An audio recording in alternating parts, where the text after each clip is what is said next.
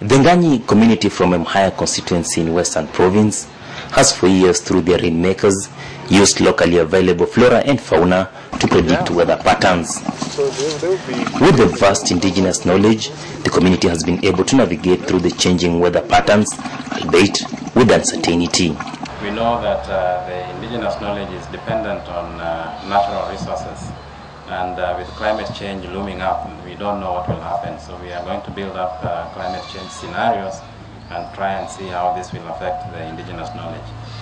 Now, a group of climatologists, scholars and environmentalists from local universities have partnered with the Kenya Meteorological Department, IRDC, ICPAC and the Nganyi community, among other partners, to integrate the indigenous knowledge and modern scientific weather prediction methods to reduce climate-related risks.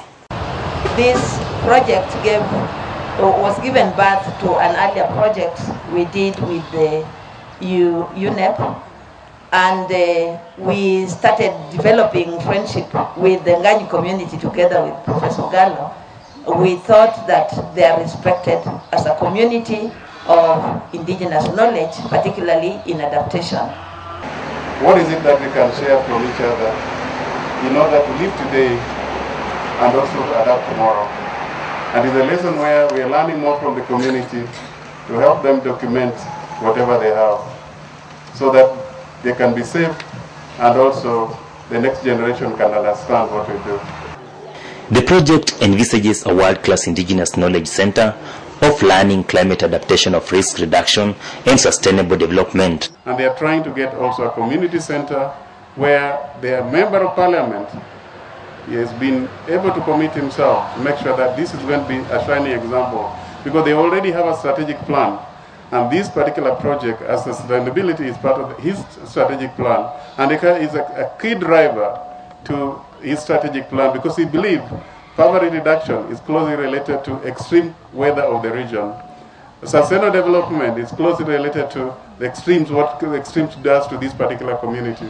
So we are moving with the community to learn from each other, and I can assure you that we are not the expert.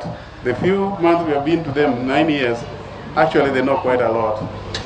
Sustainability of project impact is being built in rehabilitation of the 3 available shrines in the community. New recruits are being initiated on both the scientific and indigenous methods. Indigenous knowledge curriculum has been devised and is being implemented at the Great Lakes University of Kenya to enhance adaptation knowledge and skills. 4 students supported on the project are studying disaster reduction courses in partner universities. 3 undertook their training in Maseno, while 1 at the Great Lakes University in Kisumu. ICPAC, as a project convener, has donated 20 computers and promises to donate more.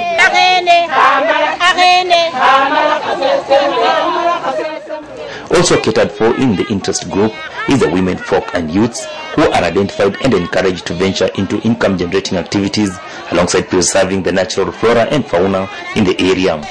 Women have been tutored in basketry and micro-enterprises, while youths have been tuned to planting of indigenous plants and production of their seedlings in bulk for continuous rehabilitation of the shrines.